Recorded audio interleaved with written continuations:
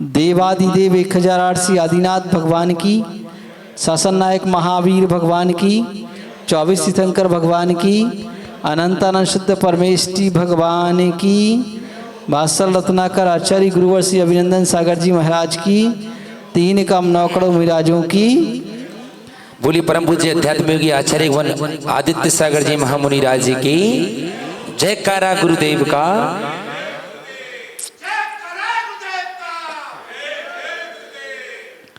धर्म प्रेमी बंधु, श्रुत पंचमी महापर्व का आखिर यह पर्व कब से प्रारंभ हुआ और क्यों मनाया जाता है?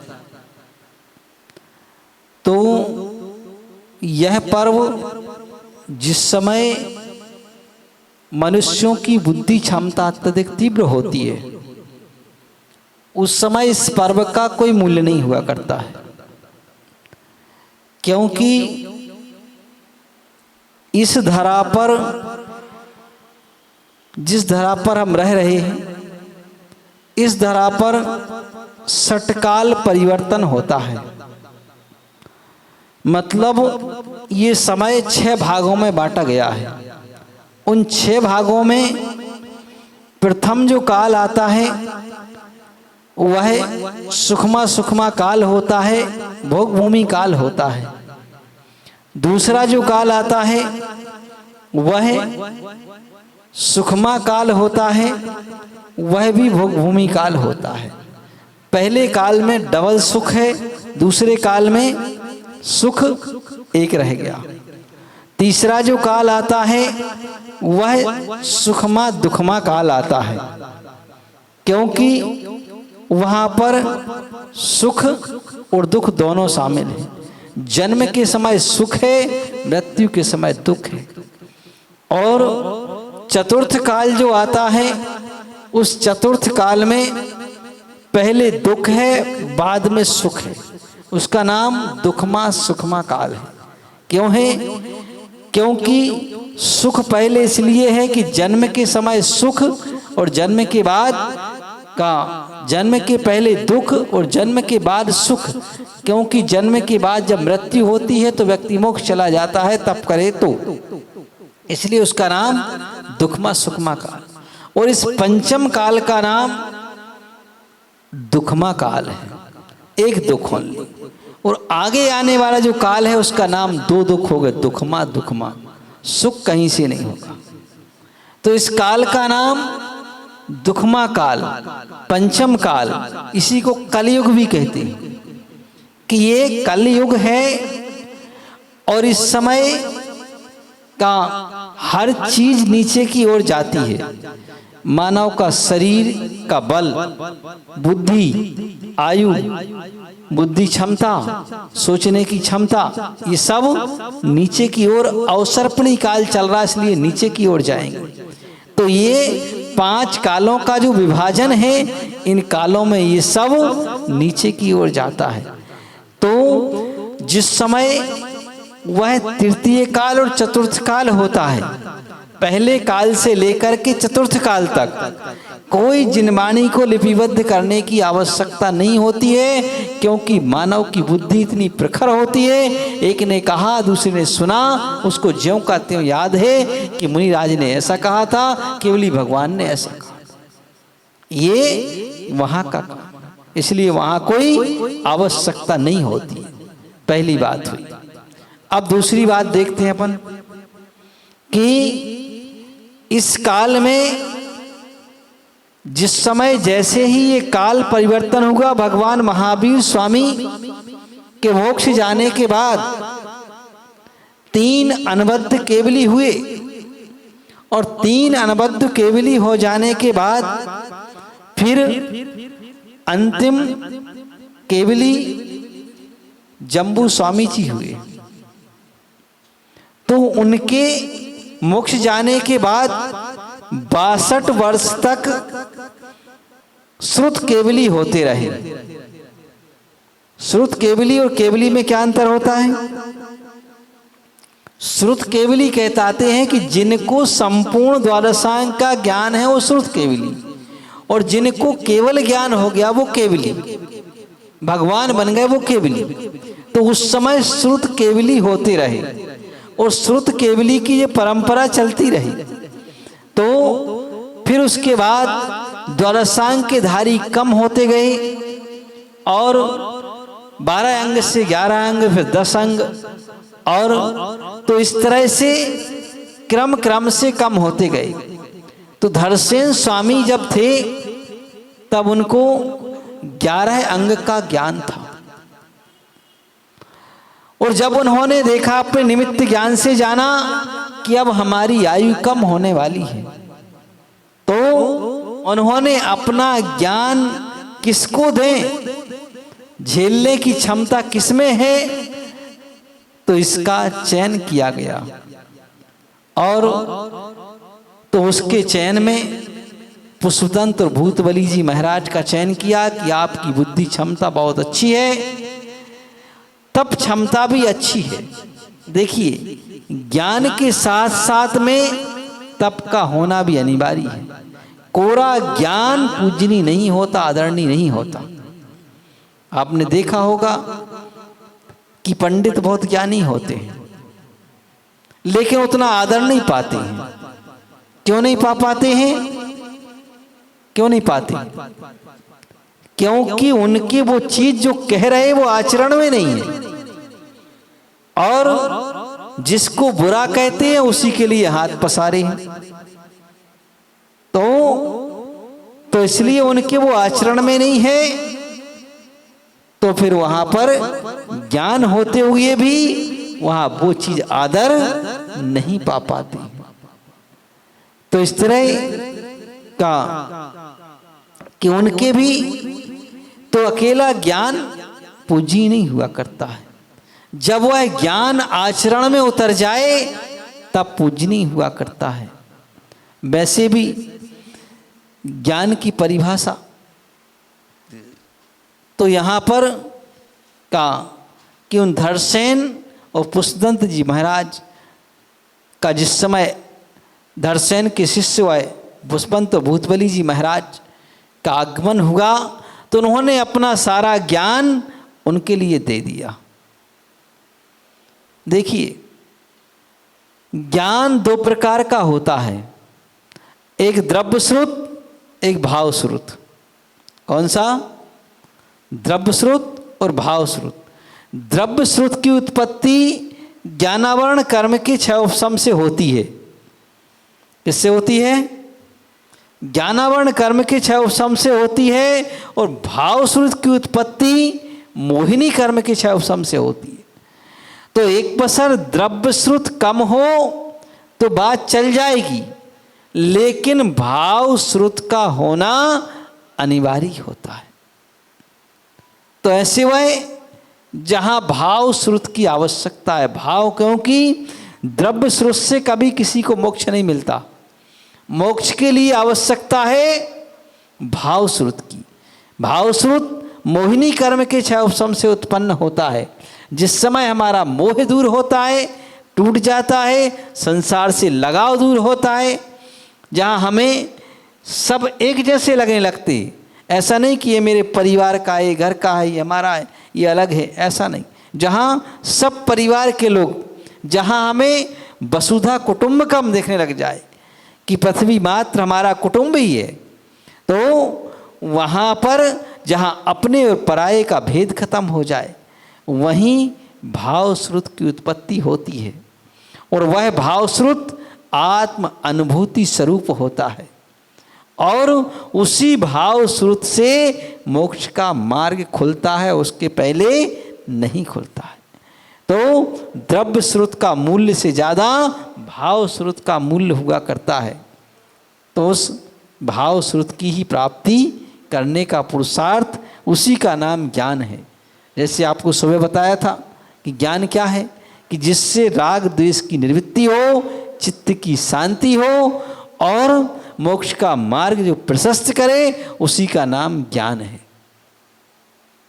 बाकी द्रव्य श्रुत, तो द्रव्य श्रुत हमारे लिए सहयोगी होता है, तो इसलिए हम द्रव्य श्रुत की भी आराधना किया करते हैं। ऐसा नहीं कि द्रव्य स्रोत का मूल्य नहीं है, द्रव्य स्रोत का मूल्य लौकिकता में द्रव्य स्रोत का मूल्य बहुत अत्यधिक है।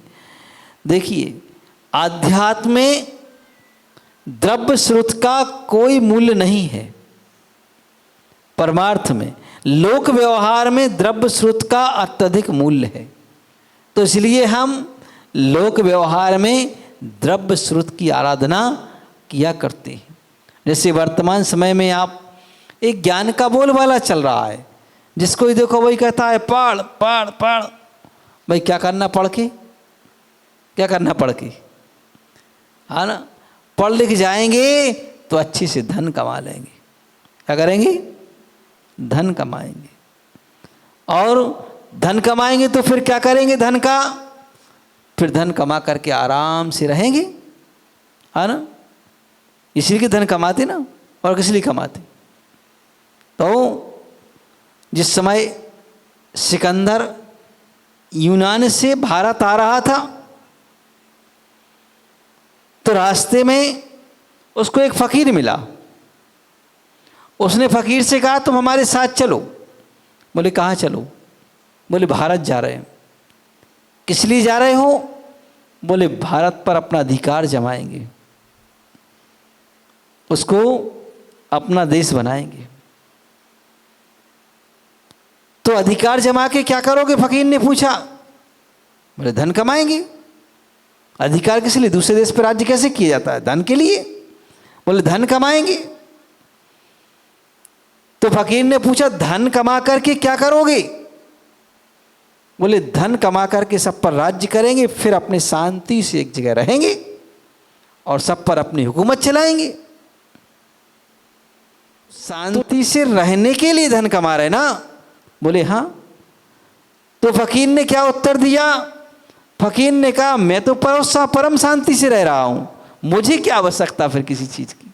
शांति के लिए तुम कर रहे ना, तो वो तो मेरे पास है, तो तुम जाओ, मुझे कहीं नहीं जाना, है ना? मैं तो यहीं आनंद से रह रहा हूं, है ना? तो बात बिल्कुल सही है कि फकीर के लिए क्या चाहिए? कुछ नहीं। तो इसलिए कहा हुआ कि जहां वह शांति से रह रहा हो तो उससे बढ़कर के और किस चीज की आकुलता? कहा कोई चीज की आकुलता नहीं।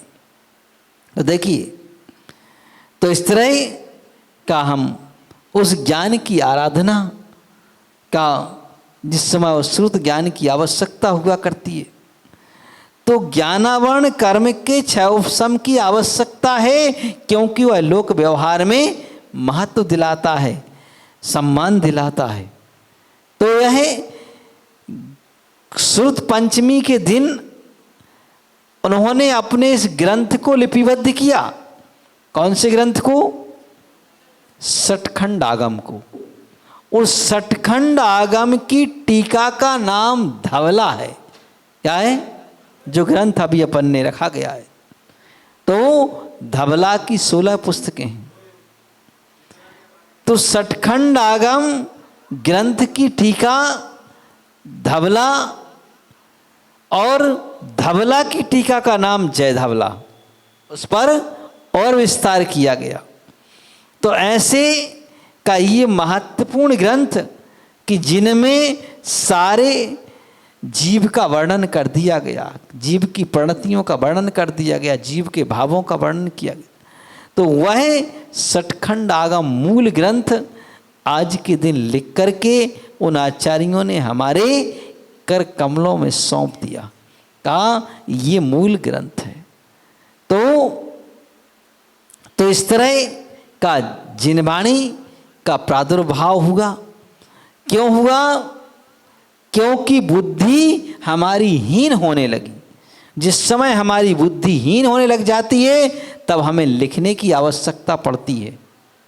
कब पड़ती है? भाई जैसे किसी सेठ का कारोबार बहुत बड़ा हो तो क्या करना होता है? वह पूरा एक मुनीम लगाता है। अब मुनीम का काम खत्म हो गया, सीए आ गया, है ना? तो वह प्रत्येक दिन की लिखापढ़ी करता है कि भाई किसको क्या दिया, क्या दिया। क्यों? क्योंकि इतनी स्मरण शक्ति नहीं है। और अगर आप किसी छोटे से गांव में चले जाओ, छोटा व्यापारी हो, तो वो लिखते ही नहीं है। क्यों नहीं? क्योंकि लेन देन छोटा सा है, सब याद है कि इतना दिया इतना लिया, तो उसको ज़्यादा लिखा पढ़ी की ज़्यादा आवश्यकता नहीं पड़ती। कभी कभार किसी का विशेष लिख दिया तो ठीक, वरना मौखिक याद है। और ऐसे ही का जब हमारी बुद्धि क्षमता कम होने लगी, तब कहा कि हमारे पास जो ज्ञान है, जो जिनागम है, उसको लिपिबद्ध कर दो, वरना लोग आगामी काल में इस आत्म तत्व की अनुभूति कैसे की जाती है, इस बात को विस्मृत हो जाएंगे। उसका ज्ञान कोई सही ढंग से नहीं बतला पाएगा। फिर अपने अपने मनगढ़ंत तरीके से लोग बताएंगे और फिर यदवा तदवा किसी प्रवृत्ति को कहेंगे कि हमें आत्म अनुभूति हो गई। ऐसे तो का इस प्रवृत्ति को चलाने के लिए या इस बात को बताने के लिए जिन आगम में ये ग्रंथ लिपिबद्ध किए गए। तो पहले समय में का कि मुख्य 4 संघ थे। उस समय 4 संघ मुख्य थे। उस 4 संघों में सबसे पहले का मात्र साधुओं के 4 संघों में क्रम से वह 4 संघों के नाम का कि सिंह संघ, नंदी संघ, सैन संघ और देव संघ, ये 4 ही संघ मुख्य थे। और उस समय ये सब भेद नहीं था, जितना कि भेद और प्रभेद समाज में और साधुओं में आज है, उतना कोई प्रभेद नहीं था। साधु संघों का भी, चाहे वह सिंह संघ हो, चाहे नंदी संघ हो, चाहे सैन संघ हो और देव संघ, ये मात्र एक पहचान के लिए संघ थे। बाकी ऐसा नहीं कि मेल जोल में भेद प्रभेद हो, ऐसा नहीं है। आज वर्तमान समय में तो स्थिति बड़ी विकट है कि मेल ही नहीं होता है। एक को नाम सुनकर दूसरा कहता है मैं वहाँ नहीं जाऊँगा, अभी पहले स्टेशन खाली करो। हाँ, अरे जब तुम संत ही ऐसा कहोगे कि स्टेशन खाली हो पहले, तो क्या कोई स्टेशन थोड़ी ना कि एक ट्रेन वहाँ के वहाँ रुकेगी जब जब एक लाइन पूरी पटरी खाली होगी। तो फिर मैं उसको संत ही नहीं मानता हूँ। जो संत ऐसा कहे कि वहाँ अगर कोई है तो मैं नहीं जाऊँगा, तो मैं कहता हूँ तुम संत नहीं बन पाए। अभी तुमने भेष तो धारण कर लिया, लेकिन संत नहीं बन पाए। तो भेष धारण करना अलग चीज है, संत होना अलग चीज है। होने में और बनने में बहुत अंतर है। होने को तो कोई भी हो जाता संत, लेकिन वास्तविक अर्थों में संत बनना ये अलग चीज है। अरे जब संत बनता है कोई व्यक्ति, तो उसके लिए तो मनुष्य तो क्या त्रियंच प्राणियों से भी प्रेम होता है। और फिर तुम कैसे कि जो अपने सहधर्मी भाई से प्रेम नहीं, फिर कैसा संत बना? तो वो कोई कहे कि मैं तो ऊंचा हूं, तो ऊंचे का कोई थर्मामीटर तो है नहीं भाई कि तुमने नाप लिया कि हम ऊंचे और तुम नीचे। हाँ, ये ऊंचा और नीचा तो अहंकार की परिणति है। और जब जिन धर्म कहता है कि इसका त्याग करना है, उसी को हम पोष रहे हैं, उसी को हम वृद्धि कर रहे हैं, तो ये हमारा संतपना ही खत्म हो गया। वह हमारा साधुपना ही नहीं रह गया। और वैसे भी देखा जाए तो जिन धर्म में सम्यक दृष्टि के लक्षणों के अंतर्गत एक वात्सल अंग है। क्या है? जिसमें कहा है कि सहधर्मी के प्रति गाय और बछड़े की समान प्रीति होना चाहिए, निस्वार्थ प्रीति होना चाहिए। अगर ये प्रेम नहीं रहा तो धर्म ही नहीं रहा, सम्यक दर्शन ही खत्म हो गया, है ना? क्यों? क्योंकि अगर अंग से हीन है, कहा हुआ आचार्य समंतभद्र स्वामी कहते हैं, नांग हीनम मलम छेत्वम दर्शनम जन्म संतति नहीं मंत्रोक्षण नीनो निहंती विष वेदनाम। क्या कहा है कि अंग से हीन नांगहीनम मलम क्षेत्रम दर्शनम जन्म संतति ना ही मंत्रोक्षण न्यूनो निहंति विस्वेदनाम। का जैसे मंत्र अगर हम किसी अंग से हीन, एक अक्षर से हीन अगर मंत्र की आराधना करते हैं तो वह मंत्र कभी फल की सिद्धि को नहीं देता है। ऐसे ही अगर हम सम्यक दर्शन से विहीन होकर के फिर धर्म की आराधना करते हैं तो वह सम्यक दर्शन कभी भी हमारे लिए जन्म संतति को दूर नहीं कर सकता है। तो फिर जब हमारा सम्यक दर्शन ही नहीं रहा तो फिर आगे की स्थिति भी जीरो हो जाएगी। वह जैसे आप अंक लिखते हो ना, तो एक शून्य का कितना मूल्य होता है? कितना मूल्य होता है? अरे शून्य के रूप में कोई मूल्य नहीं। हाँ, किस रूप में मूल्य होता है? अंक अगर लगा है तो शून्य का मूल्य होता है, और अगर अंक नहीं है तो शून्य का कोई मूल्य नहीं है। अगर अंक एक आगे लगा दो तो शून्य का 10 गुना महत्व बढ़ता है। कितना? 10 गुना महत्व बढ़ता है। और 2 शून्य लगाओ तो कितना बढ़ता है? 100 गुना। बिल्कुल गलत है। कितना बढ़ता है?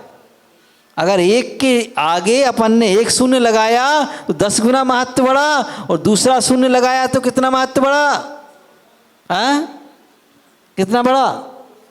100 गुना कि 10 गुना? अरे 10 गुना ही तो बढ़ेगा, क्योंकि 10 के 100 हुए, 1 के 100 नहीं हुए। कितने के हुए? 10 के 100 हुए ना, कि 1 के 100 हो गए?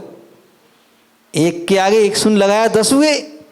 अब 10 के आगे आपने दूसरा शून्य लगाया तो 10 के 100 हुए, ना कि 1 के 100 हुए। तो कितना मूल्य बढ़ा? तो कहा कि प्रत्येक शून्य का मूल्य 10 गुना बढ़ता है। कब बढ़ता है? जब उसके आगे अंक लगा हो, और अंक अगर हटा दो तो मूल्य शून्य का कोई मूल्य नहीं हुआ करता है, आप कितने भी शून्य रख दो। तो ऐसे ही का धर्म के क्षेत्र में भी कहा है कि अगर सम्यक दर्शन है तो आगे की प्रत्येक क्रिया का मूल्य 10-10 गुना बढ़ता चला जाता है, और अगर सम्यक दर्शन का अभाव है तो उसका मूल्य फिर शून्य ही रह जाता है, ज़्यादा कोई मूल्य नहीं हुआ करता है।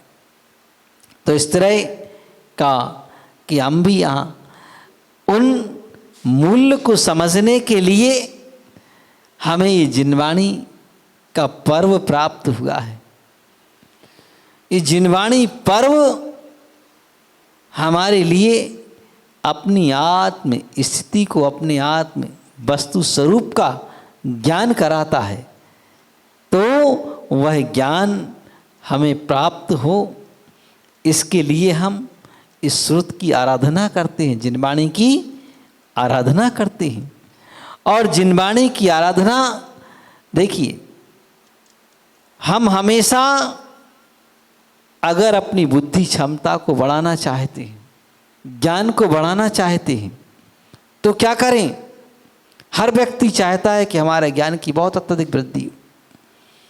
तो नीतिकारों ने कहा हुआ है कि ज्ञानवान ज्ञान दाने ने, निर्भयो अभय दानता, अन्न दाना सुखी नित्यम, निर्भयादि भैंसजात भवेत।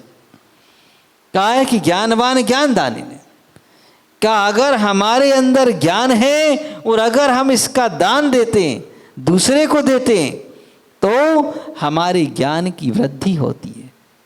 जैसे आपने उस कौंडेस ग्वाले की कथा सुनी होगी कि एक ग्वाला जो जंगल में गायें चराने जाता था, उसने देखा कि एक दिन जंगल में आग लग गई तो सारे पेड़ जल रहे, एक पेड़ नहीं जल रहा। बात क्या है? पास में जाके उसने जब आग बुझ गई तब जाके देखा तो उस में कोई ग्रंथ रखा हुआ है, शास्त्र रखा हुआ है। उसने कहा निश्चित तो ऐसी के प्रभाव से नहीं जलाए पेड़, उसको उठा के ले आया, सोचा इसका क्या करूं, अपन तो पढ़े लिखे नहीं हैं, किसी ज्ञानी को दें जो पढ़े लिखे हो।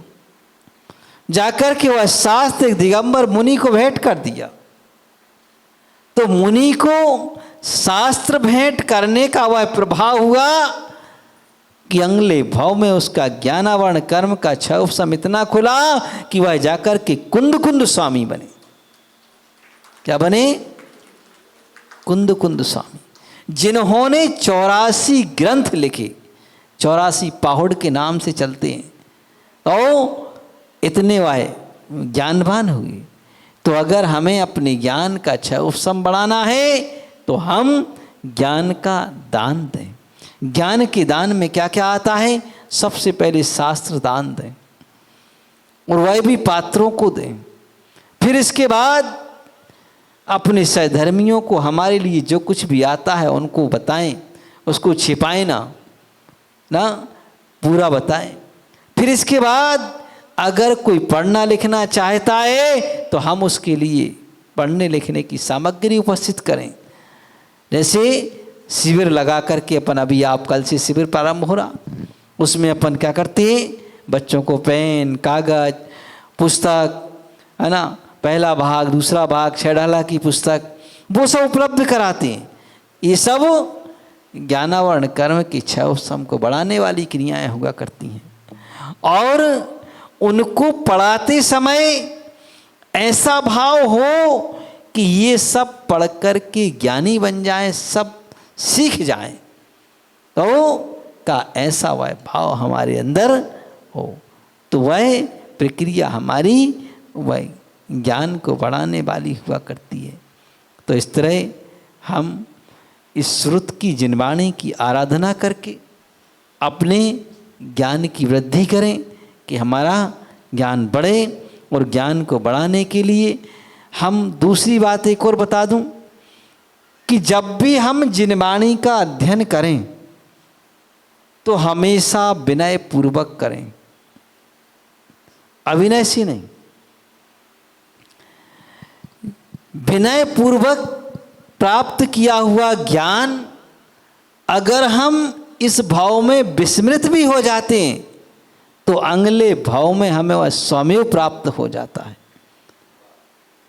स्वमेव, जैसे आपने देखा हो कोई बच्चे बहुत बुद्धिमान होते हैं, कोई 10 बार पढ़ने पर भी याद नहीं होता, है ना, किसी को 50 बार पढ़ने पर याद भी नहीं होता, और कोई 2 बार पढ़ते हैं तो याद हो जाता है। जैसे अकलंक और निकलंक के बारे में आप जानते होंगे कि अकलंक स्वामी एक संस थे और निकलंक 2 संस थे। 2 संस मतलब निकलंक को एक बार बोल दो तो याद हो जाता था और निकलंक को 2 बार में याद होता था। ऐसा क्यों? और किसी को 50 बार में याद नहीं होता, क्यों नहीं होता?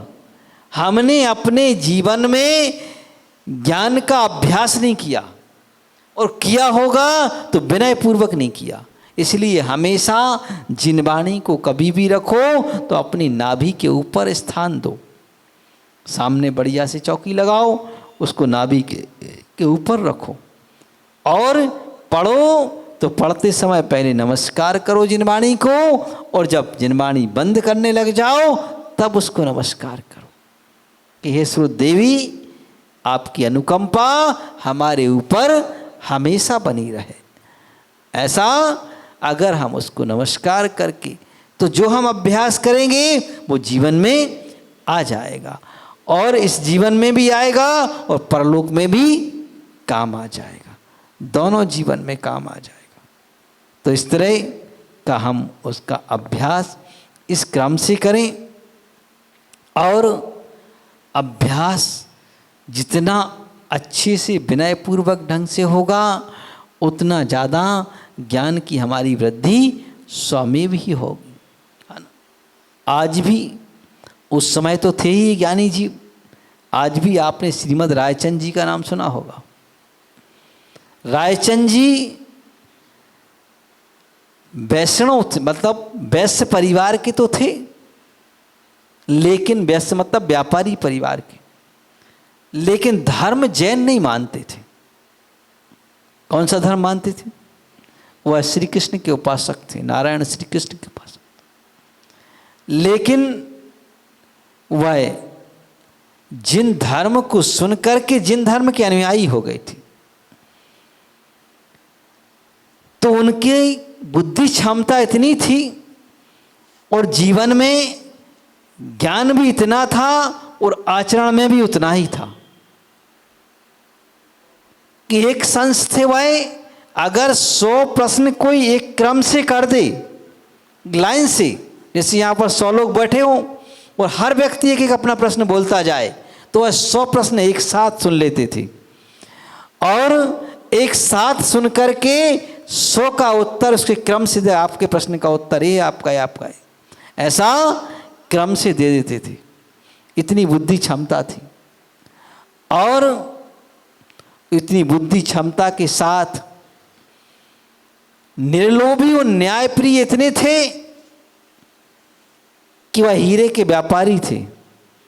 कौन? रायचंद जी हीरे के व्यापारी थे, मुंबई में रहते थे। उन्होंने एक सेठ से हीरे का सौदा तय किया। उस जमाने में हुंडी लिखी जाती थी, तो उस सौदे में हुंडी लिखी गई कि आपका ये सौदा 6 महीने के अंदर तक पूरा कर दिया जाएगा। और थोड़े ही समय बाद हीरों का दाम इतना बढ़ गया कि अगर उस सौदे को पूरा करे तो वह व्यापारी रोड पर आ जाए। इतना अंतर आ गया। वह व्यापारी बड़ा विकल्प में, बड़े टेंशन में कि अब क्या होगा। सारी संपत्ति को बेच करके भी अगर इस सौदे को पूरा करूं तो भी नहीं होने वाला है। तो जब रायचंद जी ने देखा कि बहुत ज़्यादा रेट बढ़ चुके हैं, तो वह उस व्यापारी के पास आई। तो व्यापारी हाथ जोड़ करके खड़ा हो गया। उसने कहा, आपका सौदा मैं पूरा करूंगा चाहे कुछ भी हो, आप इससे निश्चिंत रहें। तो रायचंद जी ने वह लिखा हुआ कागज हुंडी निकाली और उसके सामने फाड़ दी, 2 टुकड़े कर दिए, कहा ये रखा। बोले ये क्या? तो रायचंद जी ने क्या उत्तर दिया? उन्होंने कहा, मैं जैन हूं। कौन हूं? मैं जैन हूं, पानी छान के पीता हूं, किसी का खून नहीं चूस सकता हूं। सोचिए, आज के समय में हो तो कहता है आदमी तुम्हारा कुछ भी हो, हमारा तो रख दो। उन्होंने कहा, ऐसा धन मुझे नहीं चाहिए जिसमें तुम बर्बाद हो जाओ, ऐसा धन नहीं चाहिए मुझे। तो का व्यापार भी एक अपनी मर्यादा से होता है, मर्यादा के बाहर हो गया काम, अब नहीं चाहिए। ओ का ये भी हुआ करता है। तो वह रायचंद जैसे व्यक्ति जो कि जैन नहीं थे, अजैन होकर के भी जिन्होंने जैन धर्म स्वीकार किया था और एक सच्चे जैन बने, 100% सच्चे शुद्ध जैन, जिनके संस्थान आज भी चल रहे, और उन्होंने कई अजैनों को जैन बनाया, कई को जैन बनाया। आज भी उनके संस्थान में, कोरबा में, वहाँ पर अहमदाबाद के पास में, आज भी बहुत सारे लोग जैन धर्म को अनवा बनाए। उस आश्रम में हम भी रह करके आए थे, थोड़े समय रुके हुए थे। तो इस तरह का हम भी आज जिनवाणी जो हमें स्रोत के रूप में प्राप्त हुई है, उस जिनवाणी की हम आराधना करें। और आराधना का फल मात्र जिनेंद्र भगवान की वाणी की आराधना का फल एक ही है कि भगवान हमारा मोह दूर हो और हम भी उस ज्ञान को प्राप्त हों जो ज्ञान आपने पाया है, ऐसे उस केवल ज्ञान को प्राप्त हों और समस्त प्रकार के राग द्वेष से दूर हो जाएं। ऐसा अभ्यास हमें भी अपने जीवन में करना चाहिए। यही ज्ञान का फल हुआ करता है।